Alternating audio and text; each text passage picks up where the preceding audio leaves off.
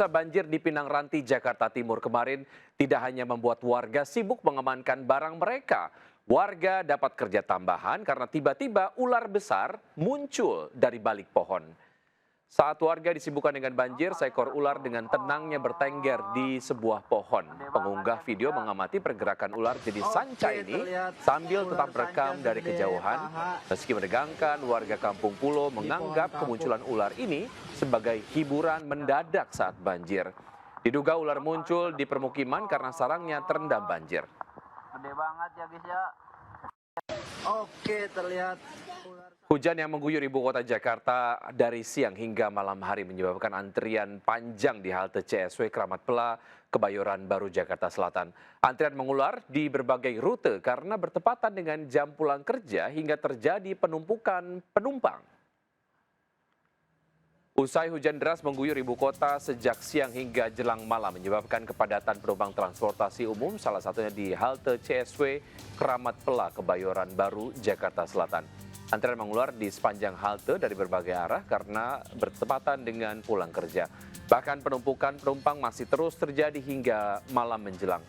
Antrian penumpang Transjakarta juga terjadi di halte CSW Blok M, Jakarta Selatan. Antrian penumpang nampak mengular di sepanjang halte menunggu giliran untuk bisa naik Transjakarta. Derasnya hujan menyebabkan banyak pekerja kantoran yang menunda kepulangannya pada sore hari hingga akhirnya terjadi penumpukan hingga malam hari.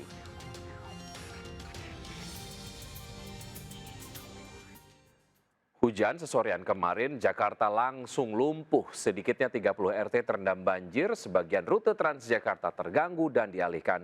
Ribuan warga terjebak kemacetan parah saat pulang kantor sore kemarin.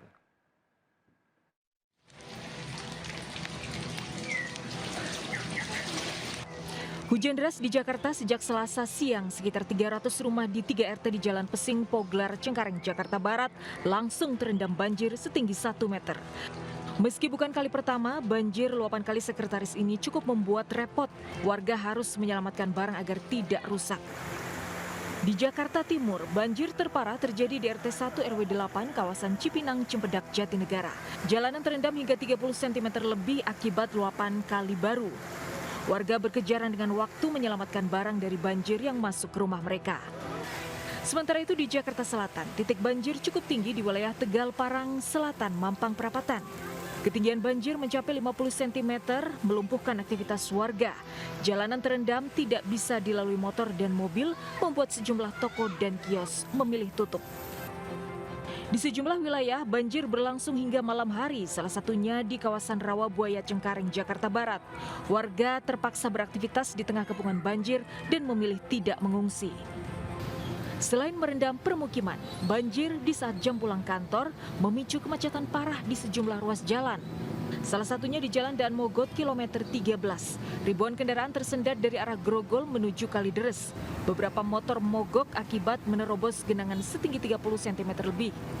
Beberapa pengendara memilih masuk jalur Transjakarta. Ribuan pengendara juga berjibaku menerobos banjir setinggi 40 cm di terowongan Halim Jalan DI Panjaitan, Jakarta Timur. Selain curah hujan tinggi, drainase buruk membuat air sulit surut.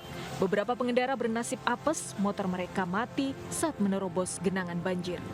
Tim Liputan iNews melaporkan. Pemirsa, banjir Jakarta kini datang mulai teratur seperti jam pekerja kantoran. Setiap hujan deras mengguyur, maka sudah dipastikan warganya di sejumlah daerah siap-siap untuk mengungsi. Berikut adalah penyebab genangan air enggan beranjak dari kota ini.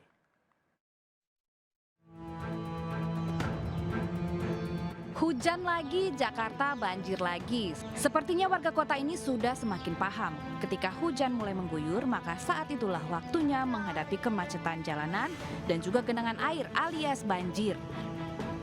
Sederet alasan menjadi penyebab banjir enggan surut dari Jakarta.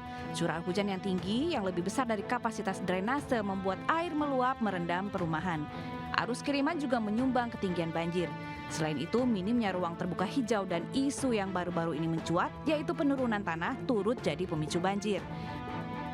Mulai dari Pluit di Jakarta Utara hingga ke Pesanggerahan di Jakarta Selatan tercatat sebagai wilayah paling rawan banjir. Menurut BPBD, banjirop dan permukiman yang terletak dekat sungai jadi pemicu banjir di wilayah ini.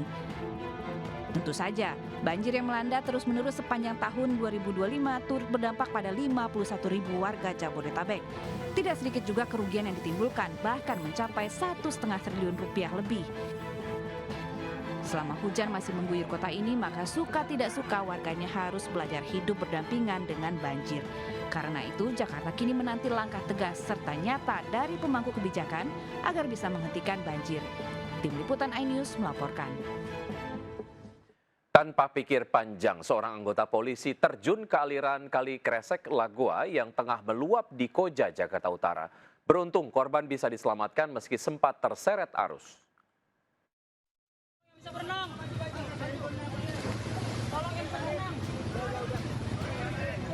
Seorang anggota polisi menyelamatkan anak laki-laki berusia 14 tahun yang nyaris tenggelam akibat terbawa arus di Kali Kresek Lagoa, Koja, Jakarta Utara, Selasa siang. Petugas berpangkat Aibda Eli Effendi yang bertugas sebagai Babin Kamtibmas ini menceburkan diri ke kali untuk menyelamatkan korban bernama Ade Hermanta.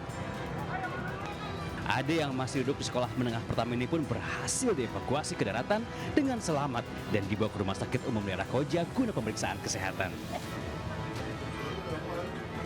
Babin Kamtibmas Polsek Koja ini mengungkapkan saat kejadian dirinya tengah mengadakan kegiatan pangan murah di sekitar lokasi.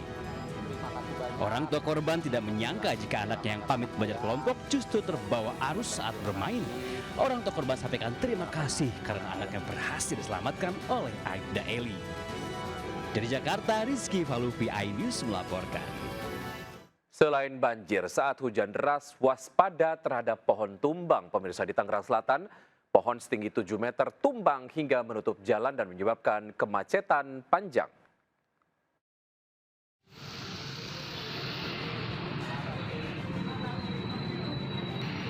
Akibat curah hujan tinggi dan angin kencang, sebuah pohon besar setinggi 7 meter tumbang di Jalan Ciater Maruga, Tangerang Selatan, Banten. Akibatnya, arus lalu lintas dari arah Serpong menuju Ciputat macet parah. Petugas gabungan berupaya mengevakuasi batang pohon tumbang yang menutup jalan. Beruntung, tidak ada korban jiwa dalam peristiwa ini. Dari Tangerang Selatan, Banten, Nunung Purnomo, iNews melaporkan. Pemirsa, air hujan di kota Surabaya diduga tercemar mikroplastik yang berbahaya untuk kesehatan warga. Polusi mikroplastik ini dipicu aktivitas pembakaran sampah yang sembarangan.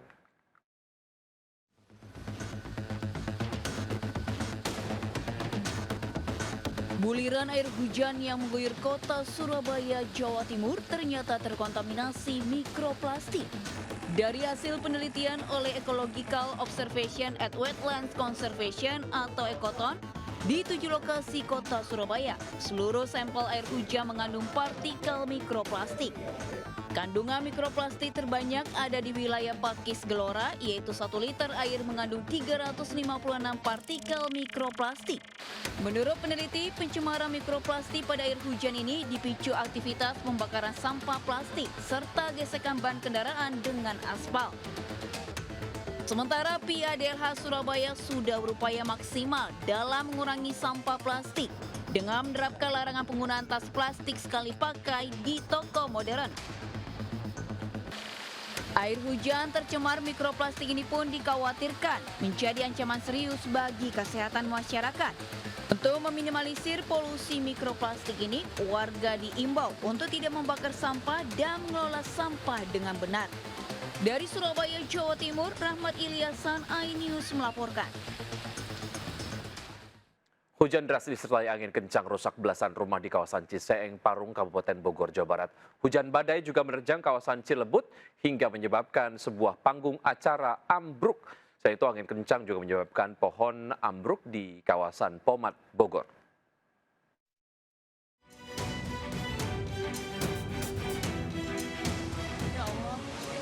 Angin kencang menghempaskan seng atap rumah warga hingga berterbangan di kawasan Kampung Setu Ciseeng, Parung, Kabupaten Bogor. Akibatnya, genting serta seng rumah porak-poranda dan berserakan. Bahkan ada plafon rumah warga yang hilang akibat dahsyatnya sapuan angin kencang. Angin kencang juga merobohkan papan reklame di perempatan Ciseeng sehingga harus dievakuasi oleh petugas agar tidak menghalangi jalan. Sementara di Desa Cilebut Barat, Sukaraja, panggung perayaan hari jadi desa di lapangan Tugu Lonceng ambruk akibat terjangan angin disertai hujan deras.